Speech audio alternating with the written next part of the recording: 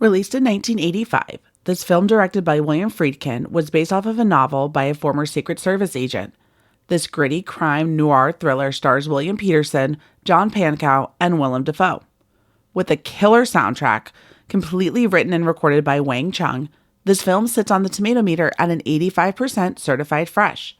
Today, on You've Never Seen It, we're talking To Live and Die in LA.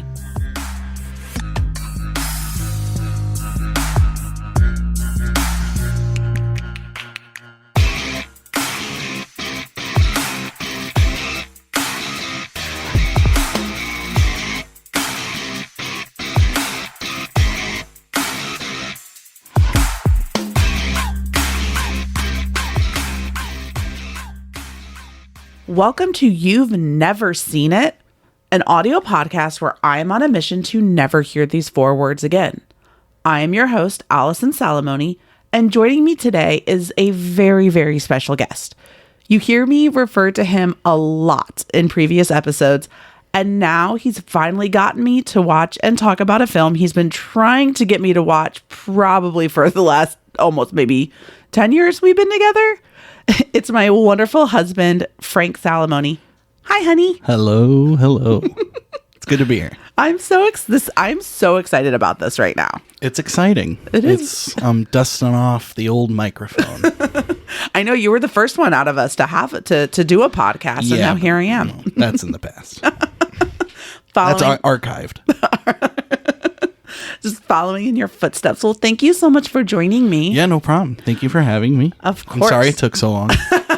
It's hard to get time together. I know, right? Just married. It's fine. It's not like we don't live in the same house. Exactly. I feel like this is a movie you've been talking to me about watching for, I don't know, almost as long as we've been a couple. Maybe. I mean, that would seem about right. There's a lot of movies, but this is definitely one of them. I mean, I wouldn't say it's newer to my collection, but I've had it for a few years. But prior to that, I didn't really have a way to show you it. Right. I had it on DVD, but all my DVDs have gone missing over the years. But yeah, so what movie are we talking about today? We are talking about To Live and Die in LA. Yes, correct. I did that part in like the intro, but I know, but I'm not there for the intro. You are not here for the intro.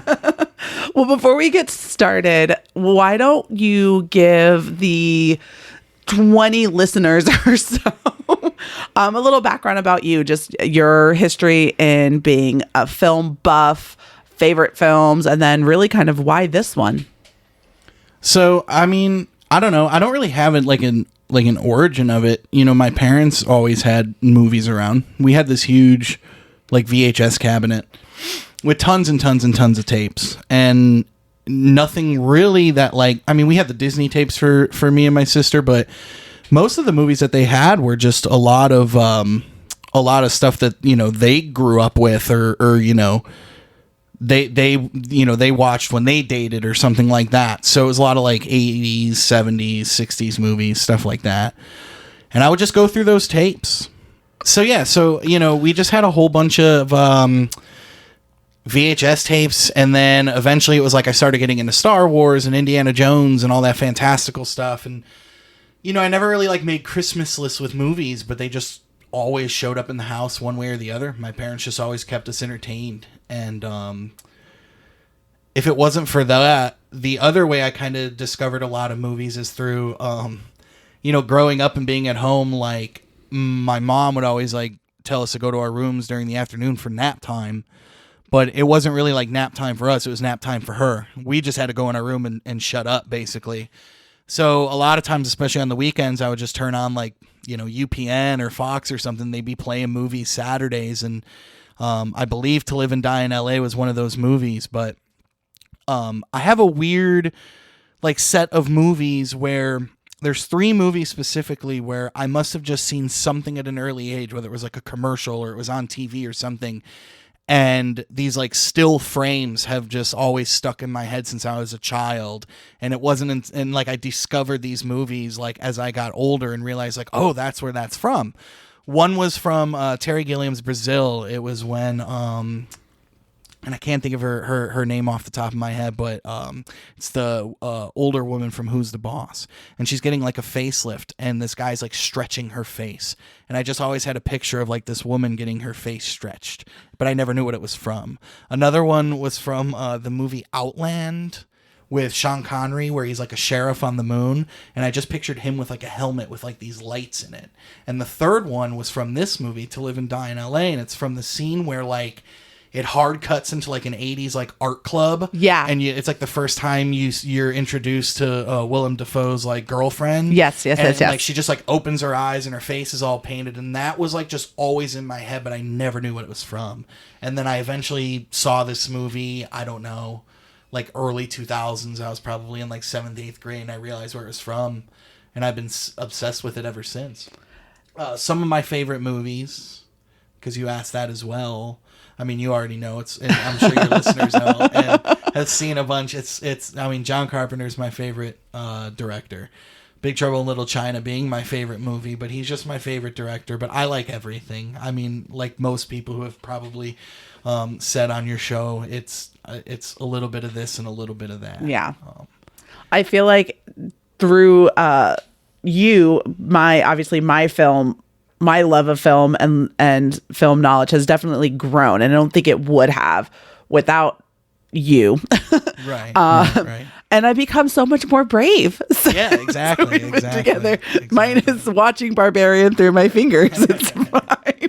Well, so like to me, like this is the first movie I thought of when you came up with this idea. Yeah. Because like I knew that like people would pick movies because they're like, you know, works of art, or it's just like their favorite movie, or it's just like a historical film, like, you know, to just Hollywood and cinema in general. But because we're married and we've spent countless hours in the car together listening to music, I cannot believe that you've never seen, well, you have now, but you hadn't seen the one movie in existence that's scored by Wang Chung. I know. Like we got to talk about it. I actually have that in my notes. So Wang Chung randomly is my favorite like new wave band. I love Wang Chung. I've always loved Wang Chung. Like even before I knew they were associated with this movie, I've loved Wang Chung. Dance Hall Days was always like one of my favorite songs as a kid. It was on like an 80s compilation album my sister had. I listened to it all the time. Yeah. And then obviously like Everybody Have Fun Tonight was classic, but then like this movie actually introduced me to more music that they've done. And that has a whole backstory I'm sure we'll get into. But yeah, like To Live and Die in LA, I don't know what to say. It's one of my favorites. My notes legitimately say Wang Chung soundtrack is fire. It really is. Really is. In all capital letters. Yeah, no, exactly. So, you know, this movie, I would say for most people would probably be like third on the list of, hey, you haven't seen this William Friedkin movie, you should check this out. I'm so glad I pronounced William Friedkin right, by the way, in my intro. So, you know, most people would be like, well, he directed The Exorcist, right? Like, that's like the number one, like, in your face, like, he's the director of The Exorcist. But he also, you know, is an Academy Award winning director for The French Connection prior to The Exorcist. I mean, French Connection won Best Picture, actor, director, screenplay, editing. The Exorcist won screenplay, sound. You know, he did the remake of 12 Angry Men, Cruisin' with Al Pacino, Sorcerer with Roy Scheider, which is a badass movie. He did Blue Chips with Shaq. Like he's gone across the board. But this movie to me will always be my favorite by him. It's top notch, like guerrilla filmmaking. Like there's all these stories about him and how, you know, he does what he does to get his takes. He did a lot of one takes. Like he was recording people on their rehearsal runs, and then he'd be like, all right, cut, print it, on to the next scene, and they'd be like, wait, what? And like he was just, that's how he went. There's that classic scene in the airport. And I don't mean to jump around a bunch. I don't know, you know, if you want to go point by point or just kind of spitball about the movie, but we just spitball about the movie. There's that scene in the airport where they're busting John Turturro with the fake bills, and Studley William Peterson runs him down in the airport, and he hops up on the moving walkway in that one scene. Classic scene. There's a story behind that the airport security is like, listen, we don't mind you guys doing all this filming, but you cannot run on top of that thing. We have people in this, like, you cannot do it. So, Friedkin and Peterson are on the side, and they're like, well, we have to do this, right? Like, that's the whole scene. And Friedkin goes, well, I'm going to tell him that I'm telling you we can't do this. Now, whether you remember that we can't do this or not is up to you. So they roll the camera, and William Peterson hits the scene. He runs. They get in a bunch of trouble for it. But, like, that's just the style of filmmaking he rolled with. And you just feel it. The movie is so gritty. It's hazy. It's sweaty.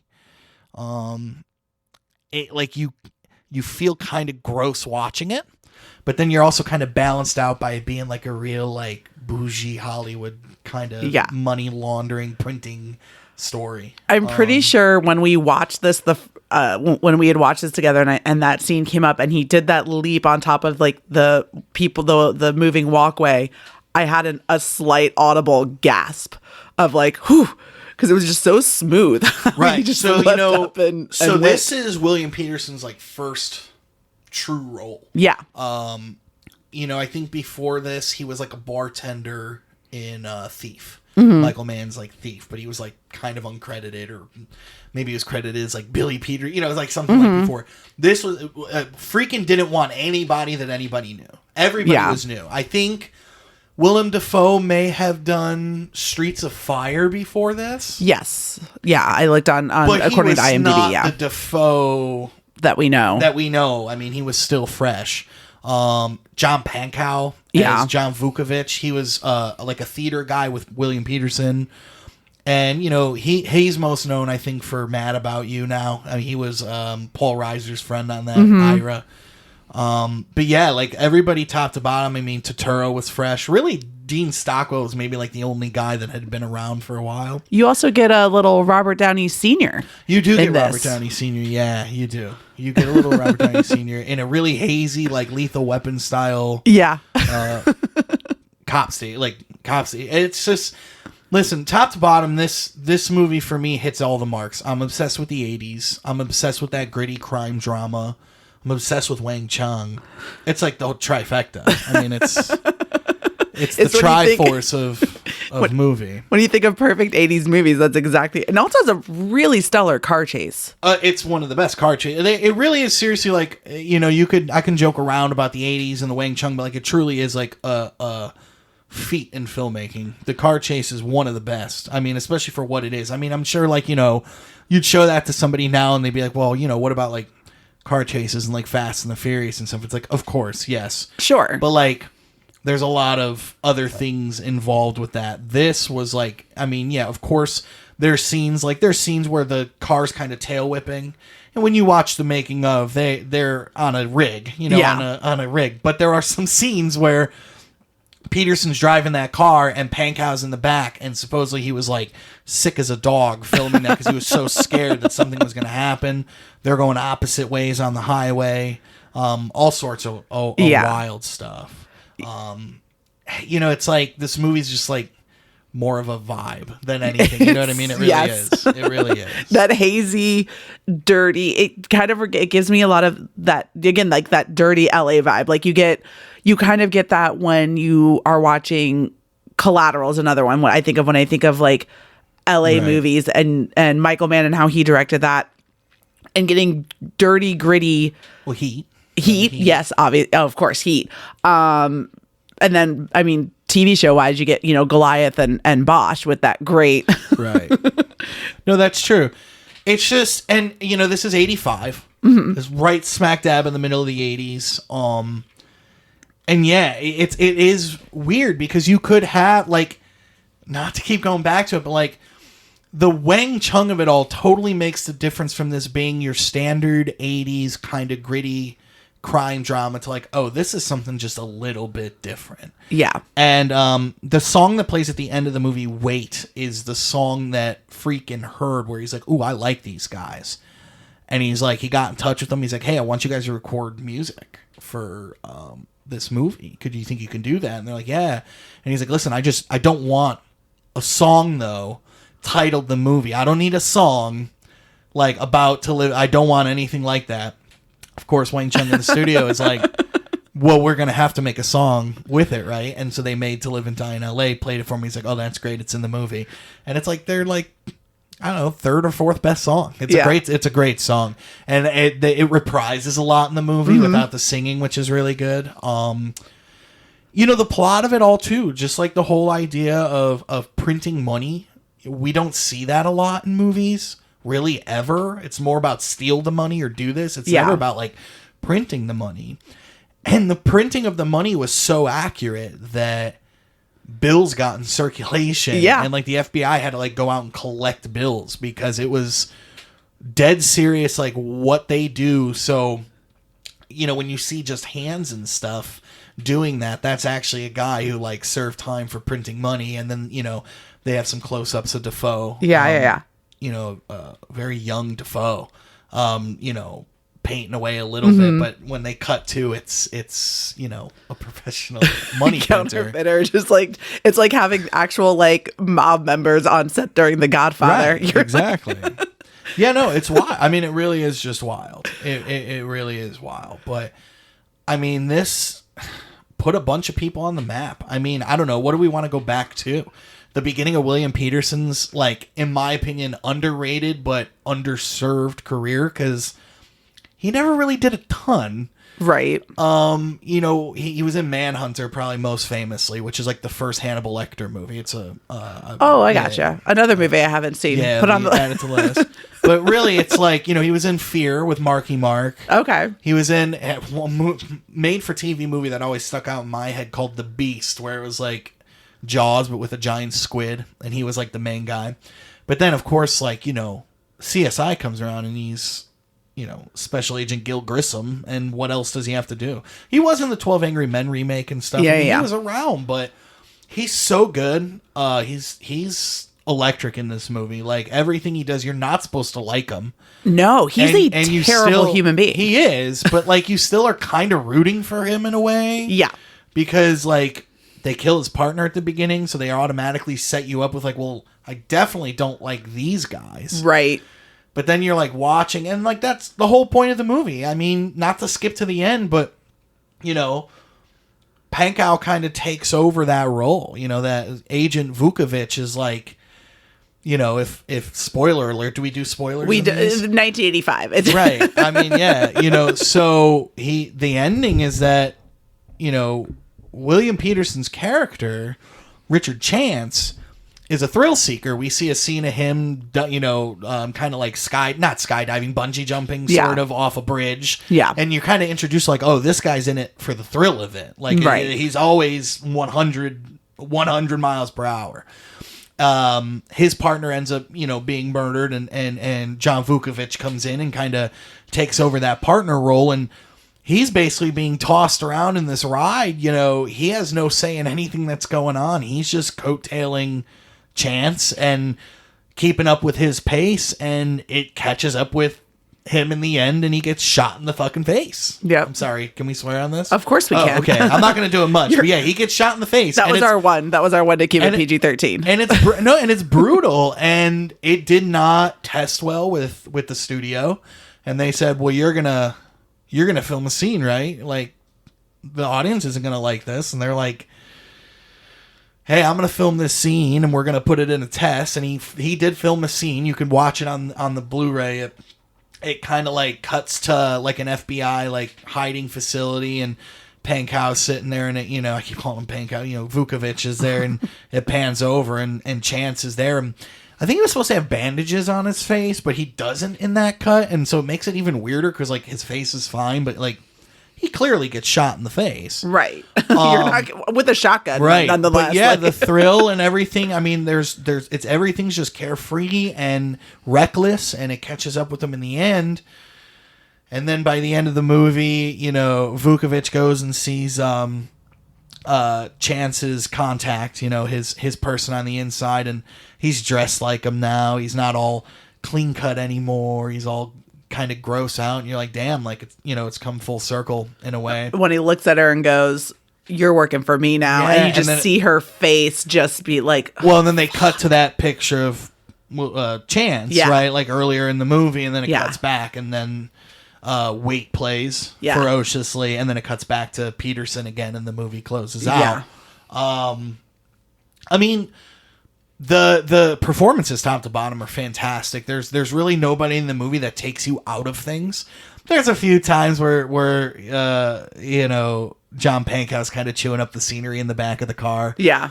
But I can't speak for people who have traumatic experiences like that. So For sure.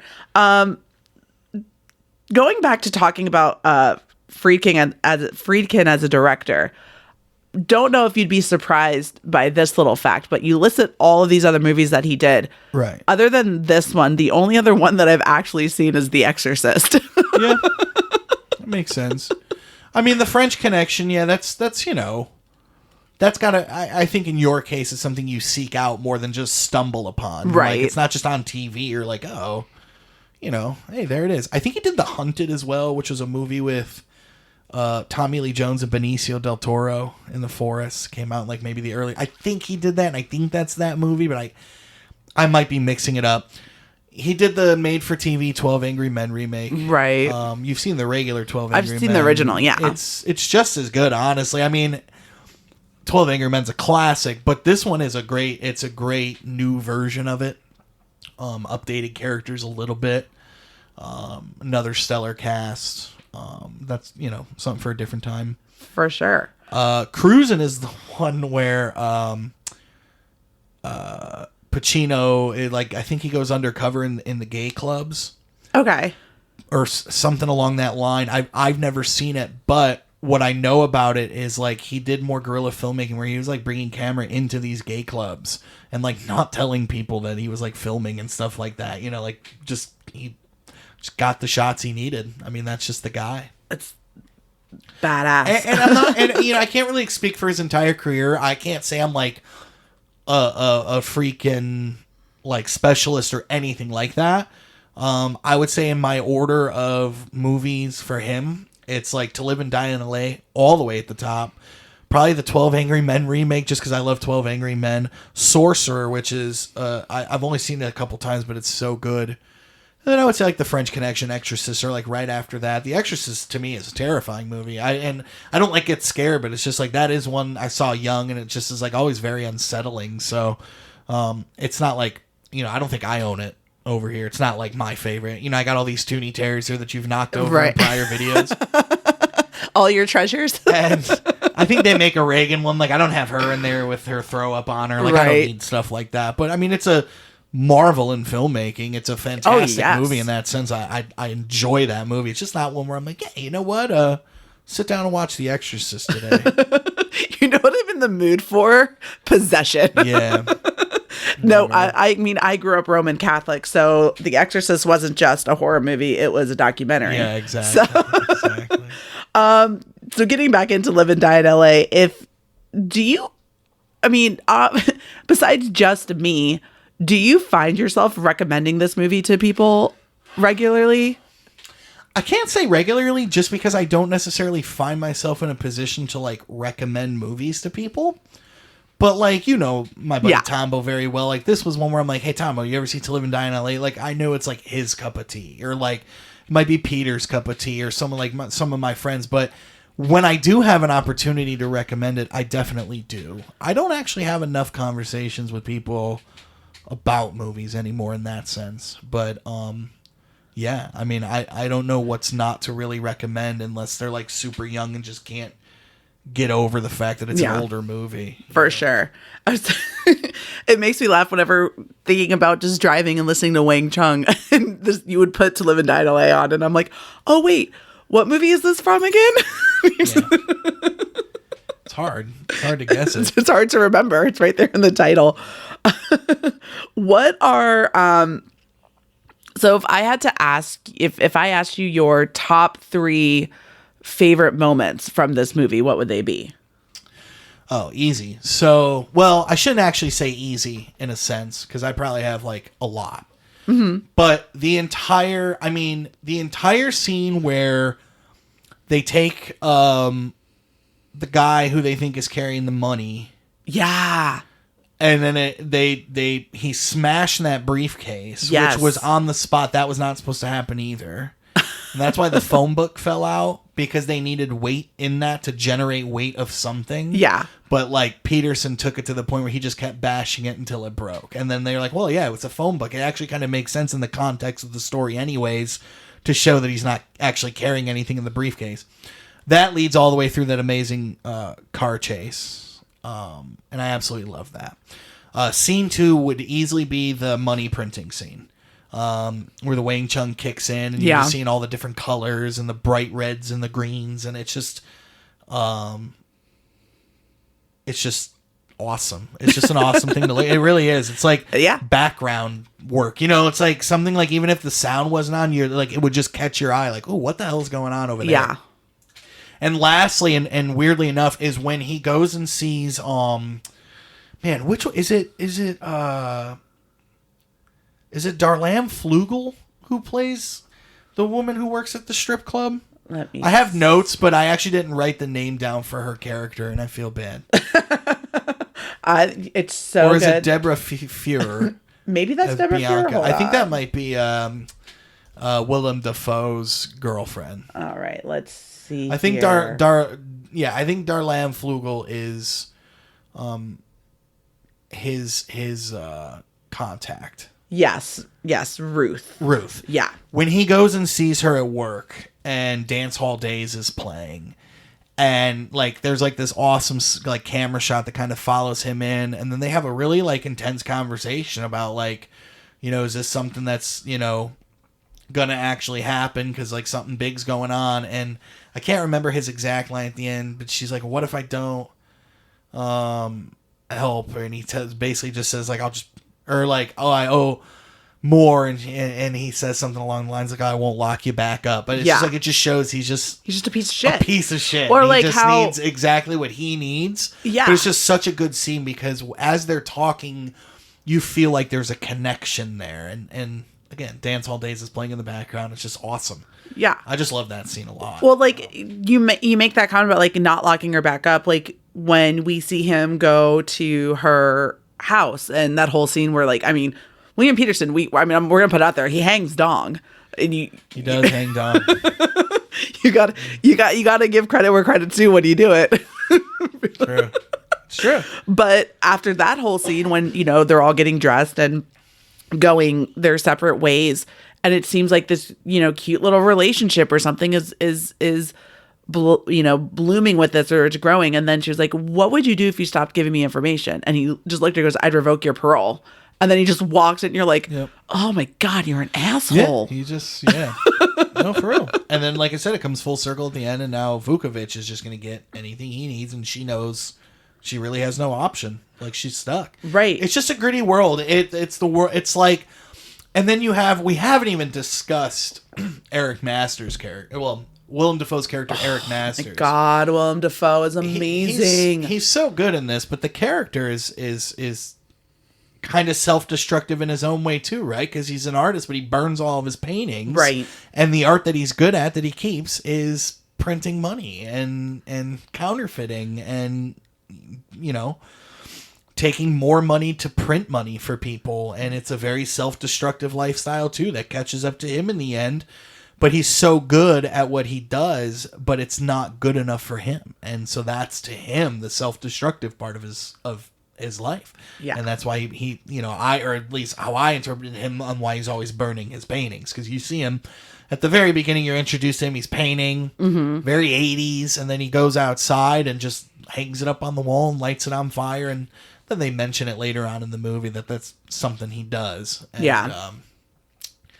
yeah, and his character just, it's Dafoe. I mean, like, you watch that movie and right away you're like, well, this guy's a star. Yeah, yeah. You know what I mean? Like, you just know right away.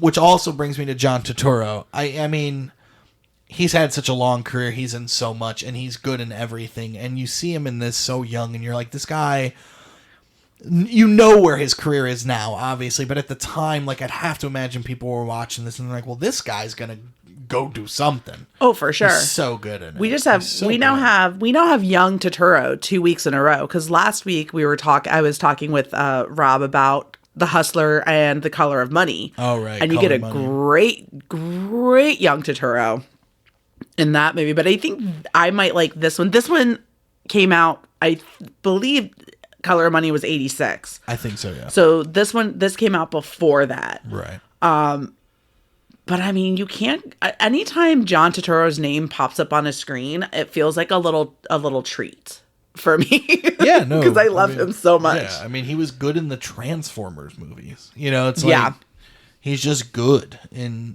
everything. I mean, that whole, it probably was the one thing that I loved about that whole entire The Night Of miniseries on HBO. That was just like this super long, slow burn that ended with just kind of, for me, like an kind of ending. But the one thing that never dipped or was disappointing was every time John Turturro was on screen. Well, that's why you get John Turturro to do your stuff. For sure. That's... The one thing I did not know until watching this movie was that the Secret Service is in charge of counterfeiting. Research. I didn't know that either.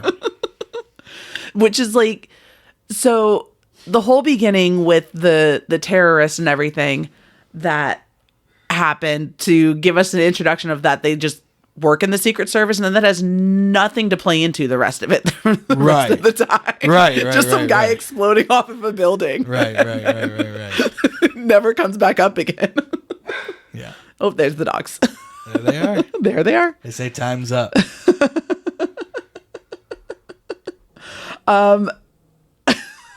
So I just thought of a really fun question. Okay.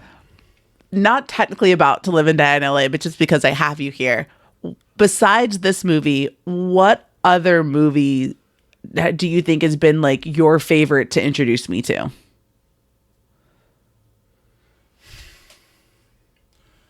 Well, you know, last year we went on the John Carpenter kick. We did. So I'd probably say The Thing.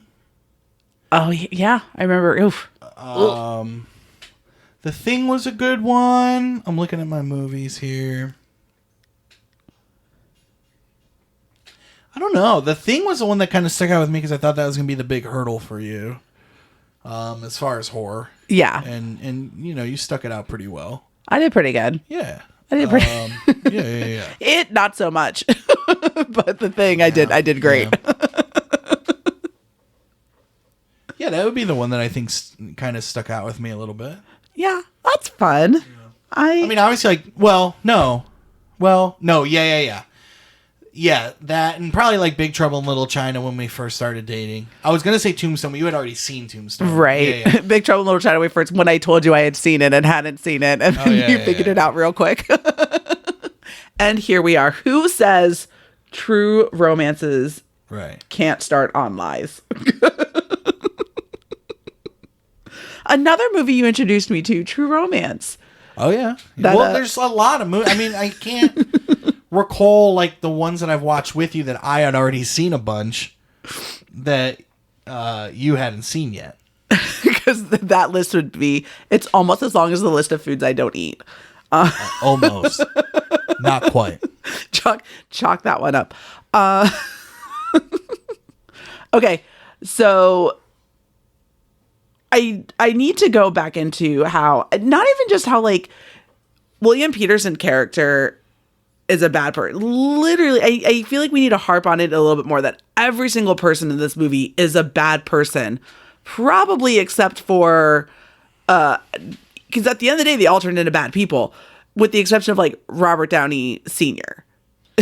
Well, I would say John Pankow's character throughout, you know, the entire movie to the end is you're grounded, like you're supposed to be him, right? Like you're him along the way on this car chase. You're being tossed around, the camera's, you know, jolting all over the place. Bullets are whizzing through windows, like he's freaking out, like that's you. Like that's what, you know, you're from his perspective. Right. And then it's at the end, which makes it so effective when he finally takes over that role. You're like, well, damn, we lost that one. Yeah.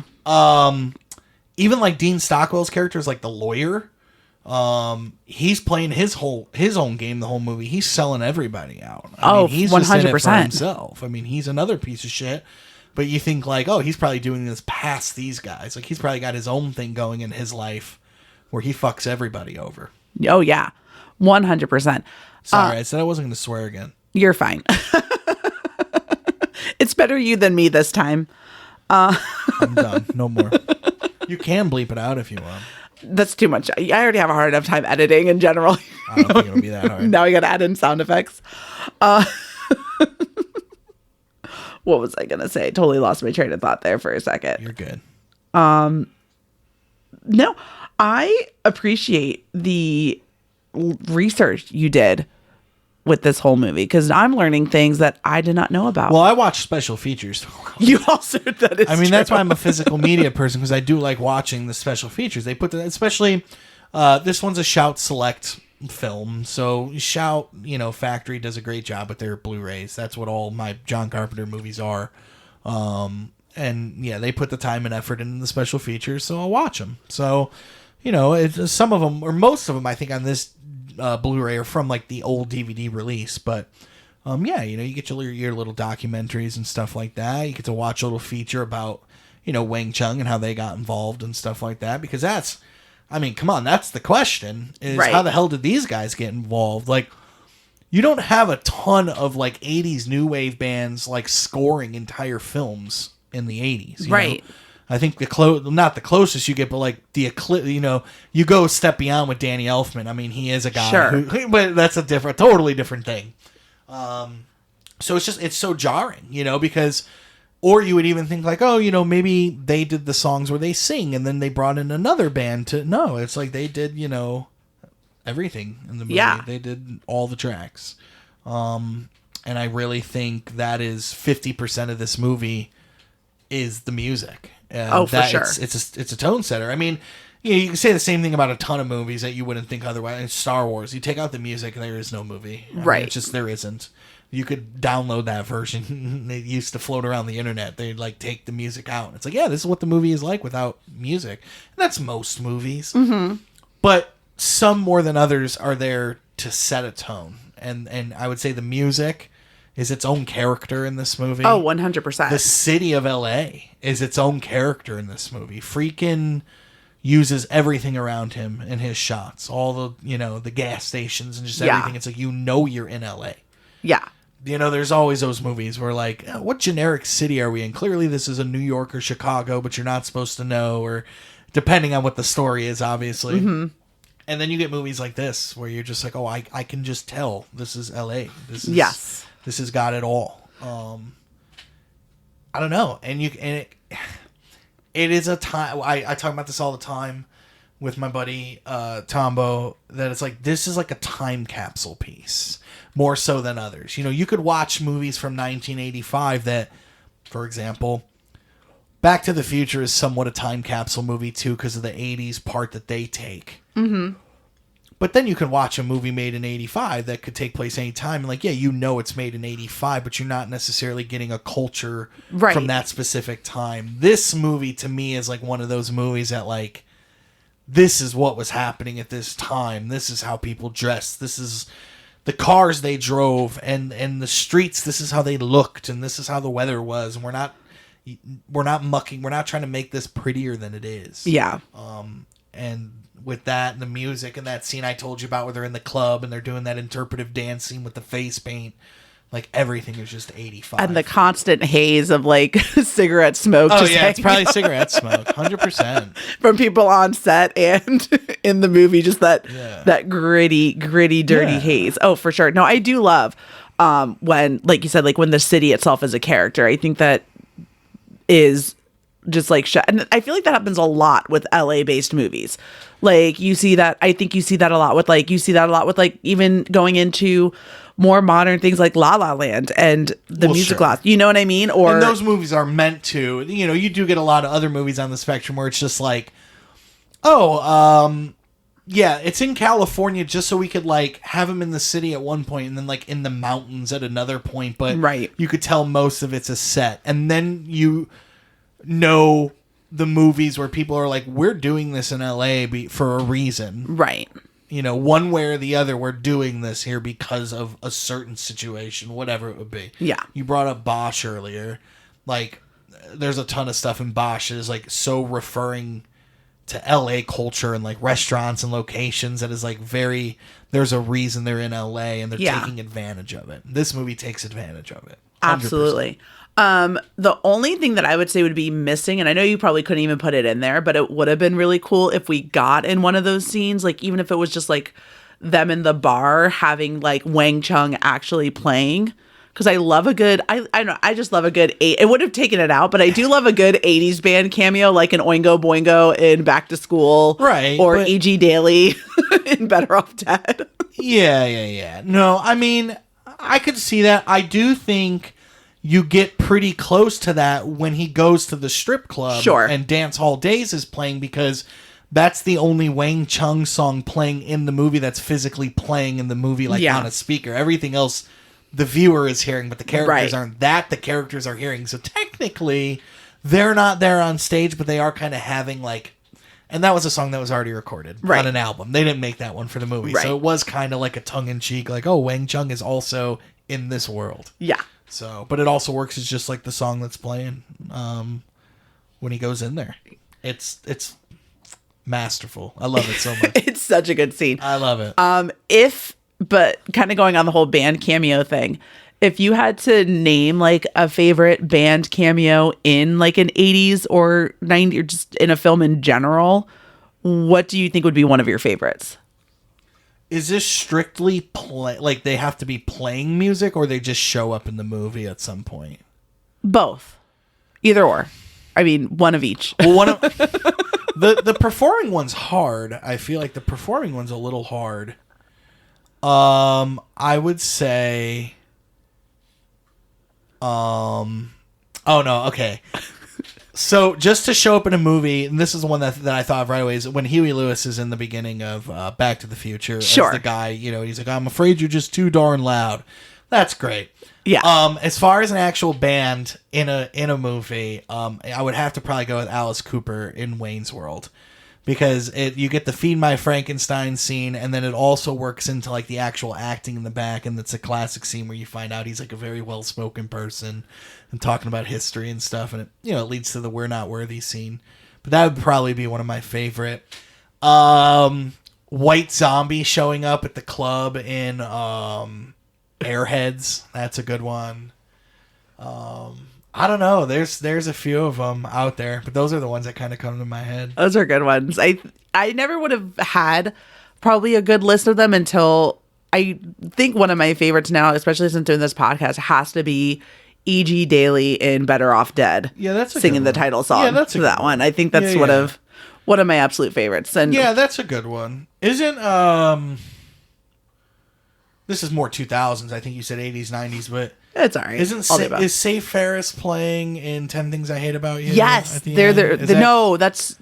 Is it Safe Ferris? Or no. Is it Biff Naked? Who is Letters to Cleo. Oh, okay. Is the band that's that one. That's also... Is there a movie where Safe Ferris plays at the end? I thought they were at like a dance in a movie. Oh, man. Well, now I'm going to look it up. We're going to have this... Let me see. Safe Ferris in a movie. It's going to come up Ferris Bueller's Day Off. It is. Safe Ferris, the band. Yeah, exactly. Good call. They were known for, or maybe they were. Yeah, they were on the soundtrack for 10 Things I Hate About You. Oh, but they weren't the ones at the end.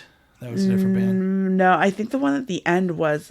Maybe it was Safe Ferris, because I think Letters to Cleo was the band that did the songs in Josie and the Pussycats. Oh, okay. So I don't know anything about that. It's fine. Then you also get the Mighty Mighty Boss Tones and Clueless. That's a good one. Yeah, I don't know Clueless as well as I should, unfortunately. That was like one of those boycott movies growing up because I had an older sister. And it was like something she liked. But it would be a movie if I revisited it today. I would like it. Oh, you get a great young Paul Rudd in that. Well, yeah. For sure. I would enjoy it probably now. But I don't know it very well. Yeah. I'm actually looking too at my movies right now, and I would have to say, and we'd have to look them up, but there's like a plethora of musicians that cameo at the end of Maverick when they're doing the poker tournament on the riverboat. You get some good people in that too. And then I just had another one, Chris Isaac in That Thing You Do. Yeah. I mean, he is an actor somewhat too, so it's not like that shocking, but it's great when he shows up as well. For sure. That is a good one. I mean, now Taylor Swift's getting into all these things. I do want to visit back real quick. I know we've moved forward on it, but I'm looking at my movies now, and you asked me a movie that I was happy I introduced you to. And one movie that it's like hard to introduce people to, but I'm glad you took a stab at it. I don't know if you even enjoyed it, and that was Night on Earth. That was so good. The Jim Jarmusch movie with the taxi cab drivers. Like, that's not really one that you can, like, just be like, hey, watch this movie. It's definitely something you kind of have to, like, expect in a way. Like, you have to kind of be explained, like, okay, this isn't really a movie, but it is. Super young Giancarlo Esposito. I mean, come on. No, I did like that one. That one was very different. And that's one of the things I think I appreciate about you so much is you are very open and accepting to already knowing what I like, and whether it's your cup of tea or not, you'll endure it for me. Yeah. But you're also very well-rounded, and you're willing to kind of try different things and then bring me along for the ride. Because on the same day that we watched Night on Earth, we also watched The In-Laws, the OG In-Laws. So, like, the spectrum of films I've gotten to watch just from being with you has been phenomenal. And you've never steered me wrong. I don't think you've ever made me watch anything. Not made me, but like suggested I watch anything that was terrible. Maybe, I don't know. I mean, to each their own on MacGruber. Oh, stop it. Stop that. Well, I know I didn't really make you watch this movie because I was watching it for the first time. Remember, I was doing my big list of A24 films. Yes. And what was the one that we watched with Scarlett Johansson? It was like Under the Skin. Yeah, that one was weird. It's a very weird movie. I mean, I enjoyed it, but I was like, that wasn't when someone was like, oh, you got to watch this, because I had never seen it. Yeah, no, but it was definitely like, I would say more of a miss for you. That cinephile game, Scarlett Johansson is in there, and it's Scarlett Johansson and Under the Skin. Yeah. Like, how do you name someone else from that movie other than Scarlett Johansson? Because I don't remember anyone else that was in that movie. It's been a while. It's not one of my favorites. But back to, we digress. Back to Live and Die in LA. I think I want to, so I know I got your 3 favorite moments. I think, and we agree on a lot of them. I think one of my number 1 favorite moments is the airport scene. Right. Where we're chasing Turturro. Especially right after Vukovic tells Peterson, gives him like the nod that's what it is. And then he just starts booking. And by the time they reach up to him, they catch up in the bathroom. How sweaty. Like, you talk about a sweaty movie. Like, Peterson sweats. So the thing too that I want to talk about real quick with this is that in that scene where he chases Turturro, they do this a few times in this movie. What makes it so good is they cue up sound in such a good way. And when he first starts running after Turturro, there's a scene where they're checking to see if a bill's counterfeit. And it is. He gives William Peterson the go-ahead to chase him. He starts chasing him.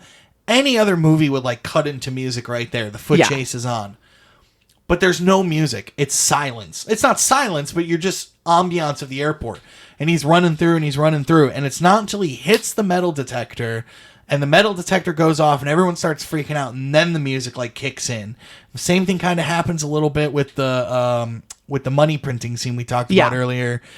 As he's like stroking paint onto the thing, the song's kind of hitting in. And then as soon as he like fully progresses the printing, like the main part of this, it's just the way they cue up the sound. And it's incredible. Amazing. It's incredible. My another favorite moment, I think, obviously that whole car chase scene, because to me, I feel like that's a more realistic car chase than like what you would get nowadays. Like, that's what a car chase would look like, almost in the same vein of like how Michael Mann got the shootout right in Heat with like the sound and everything. And I think that's why I like that so much.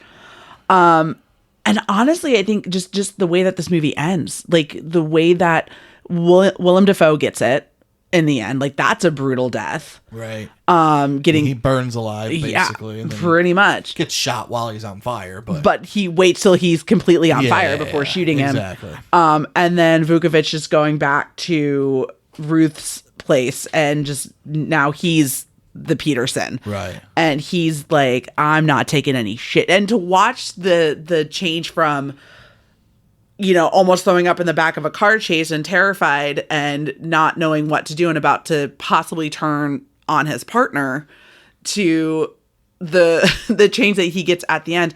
I just think this is probably one of my most favorite endings of any of the movies that I've done. Really? I think it's good. It's a tough ending. It's hard. Yeah, it's a shitty ending. It's a shitty ending, but I like it because it makes sense for how I feel like this whole film was progressing. It doesn't it literally does not let up. Like, most movies at the end take the last few minutes to solve things. Right.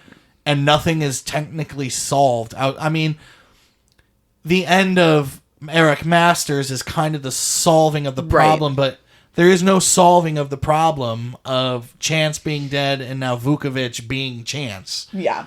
It's just going to happen again. This is going to continue in some other form. And so with that, there is like no relief at the end of the movie. You're just kind of like, man, like, yeah, it took us for a ride all the way until the end. And then it just, like, it didn't, I don't want to say reward, because that seems like it would be like a bad ending, but it doesn't. It doesn't reward its viewer in a sense of like, oh, well, that was a good payoff. The scene that the studio wanted them to film where you find out Chance is alive, survived a shotgun blast. Yeah, I get that. Like, that may have made it a more popular film, but that was the wrong choice. What happened 100%. In this movie for this movie is 100% correct. It's relentless. You know, most movies, like, you marvel at like the acting. Some you just are like marveling at the visuals a little bit, or just like, you know, some are like, yeah, the acting's fun, but the story's great. You know, something like that. But this movie's got like a little bit of everything. Yes. The acting's fantastic. The setting's fantastic. The story's different whilst being familiar. You know, it's not a difficult story either. It's not something you're going to be like, wait, who's who? There's not many people in this movie. Yeah. But you're taken for a ride. I mean, there's really a few slow parts, but I don't think this movie lets up. And real quick, about the car chase, the thing I like most about the car chase too is it just continues to escalate until they're finally out. Like, at first it's just, all right, let's get away. Now we got people on us. Now we're getting shot at. Now we've lost these guys and we're in the LA River. But now, like, more cars are showing up. Guys with machine guns are showing up and firing. And they're like, who are these guys? And it escalates and escalates and escalates until, you know, they finally just get out of it. You know what I mean? Like, you think it's over. You get a little breath. And then you're, like, right back into the crap. And I just think it's done so well. Do you think Ruth sold them out to the FBI? Do you think she knew that? Like, because Vukovich says that to her at the end. You sold us out to the FBI, didn't you? And she's like, what? No. Do you think she did? I do. Yeah. You the whole movie, you have an idea. Like we talked about, nobody is good in this movie. Nobody's good in this movie. Everybody has their own agenda, one way or the other. Ruth is just trying to, you know, stay out of prison and do her shit and make money. And see her kid. See her kid. I mean, everybody has their agenda. They set it up to, like, maybe the lawyer is doing something. You know, maybe he's selling everybody out to each other. You know, like, you don't know because everybody, like you said earlier, is bad. Right. In the long run. Like, there is no redeeming character in the end. No, yeah. And I think but I also think that's why I like the ending of it so much. Is because, like, you can walk out of it going, it has an ending. Like, this is where we're at. Like, William Dafoe meets his demise. You get the shock of Peterson meeting his demise. But it ends up coming around full circle that we're just going to keep going through these motions. And now Vukovich is the guy. And it ends up being a job at the end of the day. We didn't even mention, like, at one point, Willem Dafoe's like, I need to protect Carl, who's John Turturro's character. Mm-hmm. Like, I can't have him in prison. I can't have him here. Yeah. And then the next minute he puts a hit in on him. Basically. Right, because he's like, this guy's going to turn on me. Yeah, exactly. And Turturro had given no indication of ever turning. Right. Which is what's so wild. But Dafoe was like, I'm not going to have it.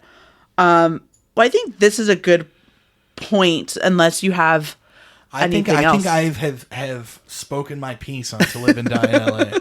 I'm going to go into my Letterboxd, where, hopefully maybe we'll get a sponsorship. Maybe we'll get a cease and desist. Who knows? Wow. But either way. What are we doing, Letterboxd? We are ranking. We're giving it out of 5 stars. Yeah. Out of 1 to 5 stars. I'm going to say, I think To Live and Die in LA, for me, is a 4.5-star movie. That's good. It's a 5 for me. But it's good. Well, sure. Yeah, sure. 4.5's good. But I think this was... It's not an easy movie. It's definitely not. It's not an easy movie. And I don't mean that, like I said, it's not a complicated movie. It's just, it's not the most accessible. It's agreed. It's not, and it's not something that it's, I feel like it's one of those that if you know about it and you've seen it.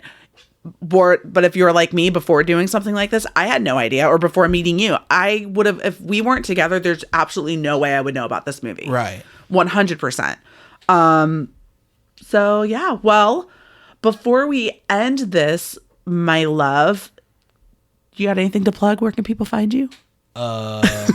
People can find me in the home of my wife, who records her podcast. You've never seen this, for Flick and Reel, so check them guys out. They're good I don't people. have anything else to plug. No, I plug your podcast and all the YouTube shows. Absolutely. Well, if you all are enjoying what you're hearing, please be sure to subscribe, rate, and review to Flick and Reel on whatever audio platform you're listening to us on. If you're listening on YouTube, please make sure to subscribe, like, and comment your thoughts on To Live and Die in LA or any of our other previous episodes and films we've discussed. You can follow the show on Twitter at NeverSeenItFNR, and you can follow me at Allison Salamone. And until next time, my friends, be safe, and I'm going to go watch some movies. Bye.